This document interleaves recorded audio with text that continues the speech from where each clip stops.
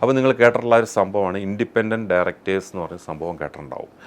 അത് മാൻഡേറ്ററി ആണ് ചില കോർപ്പറേറ്റുകളിലും ഇത്ര പിന്നെ പബ്ലിക് ഇഷ്യൂ ഉള്ള സ്ഥലങ്ങളിലെല്ലാം. നമുക്ക് അതിലേക്ക് പോകണ്ട. നമ്മൾ സാധാരണ ഒരു ബിസിനസ്സിലാണെങ്കിലും ഒരു പ്രൊഫഷണൽ ഡയറക്ടർ അതിൻ്റെ അകത്തുണ്ട് എങ്കിൽ, തീരുമാനങ്ങൾ എടുക്കുന്ന സ്ഥലങ്ങളിലുണ്ട് എങ്കിൽ, തീർച്ചയായിട്ടും ആ പ്രൊഫഷണൽ ഡയറക്ടേഴ്സിൻ്റെ നോളജും എക്സ്പീരിയൻസും അവരുടെ അപ്രോച്ചും അവരുടെ വ്യൂസും അവരുടെ വിഷനും എല്ലാം നമ്മുടെ സ്ട്രാറ്റജിക് തീരുമാനങ്ങൾ എടുക്കാൻ ഒത്തിരി ഹെൽപ്പ് ചെയ്യും.